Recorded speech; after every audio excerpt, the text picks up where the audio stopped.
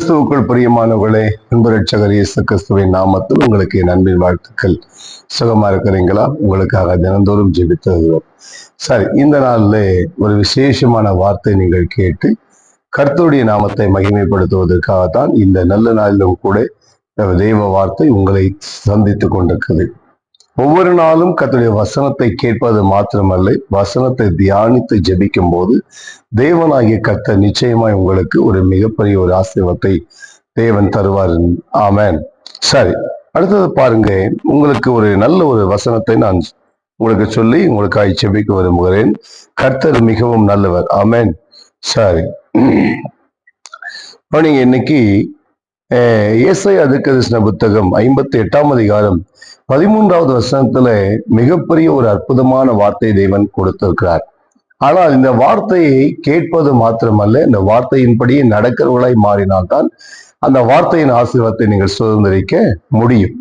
என்ன சொன்னால் 58ஆம் அதிகாரம் 13வது வசனம் சொல்றது, என் பரிசுத்த நாளாகிய ஓய்வு நாளிலே உனக்கு இஷ்டமானதை செய்யாதபடி உன் காலை விலக்கி உன் வழிகளின்படி நடவாமலும் உனக்கு இஷ்டமானதை செய்யாமலும் உன் சொந்த பேச்சை பேசாமலும் இருந்து ஓய்வு நாளை மனமகிழ்ச்சி நாள் என்றும் கர்த்தருடைய பரிசுத்த நாளை மகிமையுள்ள நாள் என்றும் சொல்லி அதை மகிமையாய் எண்ணுவாயானால் அப்பொழுது கர்த்தரில் மனமகிழ்ச்சியா இருப்பாய். பூமியின் உயர்ந்த இடங்கள் உன்னை ஏறிக்கும்படி பண்ணி உன் தகப்பனாகிய யாக்கோபுடைய சுதந்திரத்தால் உன்னை போஷிப்பேன்.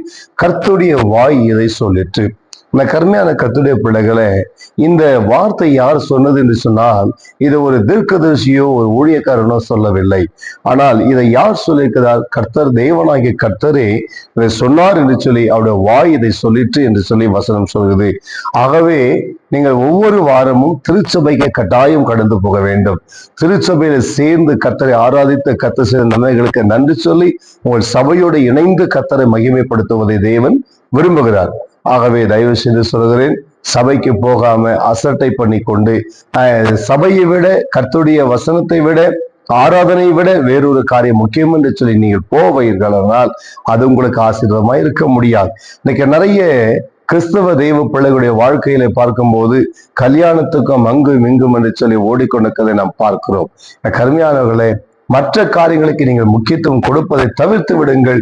தேவனாகிய கர்த்தருக்கு மட்டும் நீங்கள் மகிமை செலுத்துவதாய் இந்த பரிசுத்த வேலை நீங்கள் பரிசுத்தமாய் ஆசரிக்கும் போது யாக்கோபுடைய சுதந்திரத்தால் உன்னை போஷிப்பேன், இதை கர்த்தருடைய வாயுதை சொல்லிட்டு சொல்லி யாக்கோபின் ஆசீர்வாதம் உங்க வாழ்க்கையில வேணும் இல்லையா?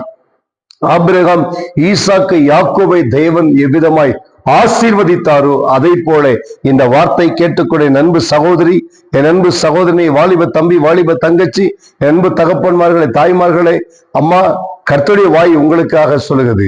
நீங்கள் ஆண்டவருடைய நாமத்தை மகிமைப்படுத்தும்படி கர்த்தருடைய சபையிலே உண்மையாய் கூடி வந்து ஒவ்வொரு ஞாயிற்றுக்கிழமை ஆராதனையில் பங்கு பெற்று ஆவியோடு உண்மையோடு தொழுது கொண்டு ஆவியாரை மகிமைப்படுத்துவார்கள். ஒரு வாழ்க்கை மாறும். பிரச்சனை மாறலையா? போராட்டம் மாறலையா? கஷ்டம் மாறலையா? கண்ணீர் மாறலையா? வியாதியின் போராட்டமா இருக்குதா? இதெல்லாம் ஏன் என்று சொல்லி உட்கார்ந்து யோசிச்சுவாங்க. கர்த்தருடைய வார்த்தைக்கு நீங்க செவி கொடுக்கிறீங்களா? உண்மையா ஆராதனை பங்கு பெறுகிறீங்களா? உண்மையாய் வாரந்தோறு சபை கூடுவதை விட்டு விடாமல் சரியாக நீங்கள் பங்கு பெறுகிறீங்களா? யோசித்து பாருங்கள். உடைய ஆவிக்குரிய வாழ்க்கையை நீங்கள் அளவுகளை நீங்கள் பார்க்க வேண்டும்.